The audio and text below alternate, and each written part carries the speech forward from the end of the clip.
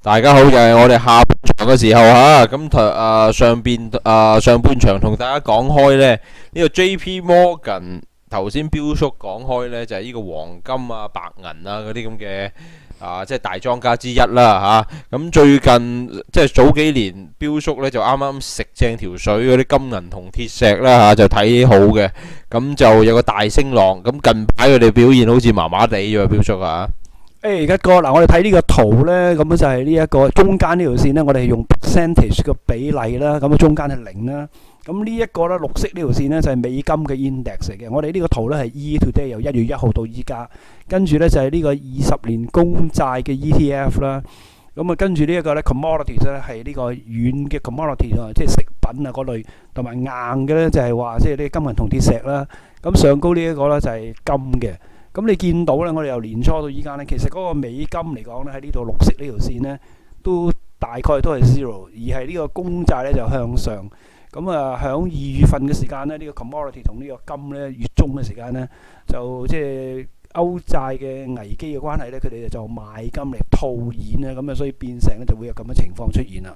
哦，其實咁即係睇呢個圖嘅話，大家真係如果揸住黃金同埋呢啲即係金銀銅鐵石咧，正所謂都要小心喎，因為正所謂就係通常一般嘅common sense 就係如果譬如話啲美金同埋啲公債，即係如果往上衝嘅話，對佢哋嘅影響咧都好大喎。咁依家美金同埋呢個公債都未開始發力，已經開始有好大嘅調整咯。標叔係咪咁講咧？係啊，呢一個就要非常小心咯，因為如果真係呢個美金同埋呢一個公債方面咧，再向上衝嘅話咧，如果係1-2% 嘅話咧，咁呢個暫時嚟講股票咧，呢一個 S&P 嘅話咧，都仲有大概5.5% 嘅升幅咧，年初到依家，咁可能咧就俾翻晒佢，咁其他嘅 commodities 或者嗰啲金方面咧就會更加慘噶啦。係啊，咁其餘喺個 commodity 裏邊呢，即係其實有一個行業，即係同大家之前都講過噶啦，就係以前就係呢啲 commodity 嘅即係商品嘅火車頭，就係煤方面啦嚇。呢家就即係慘不忍睹嚇，每一日都要屢創新低喎。標出下一個圖喺度啊。呢一個咧 KOL 咧就係呢個煤嘅 ETF 啦。咁啊，我哋以前其中一個外帳呢個 WLT 亦都係慘不忍睹咧。係啊，即係煤，其實根本上就大家已經即係依家差唔多好多股價已經跌翻去09年金融海嘯嘅時候嘅價位，譬如好似 ANR 嗰啲咁樣呢，咁都跌得好犀利。咁大家就好多朋友或者就會問，會唔會依家係撈底嘅機會咁樣呢？嚇，個圖形方面點睇呢？標叔？你識我咁耐咧，我絕對唔撈底嗰啲人嚟嘅。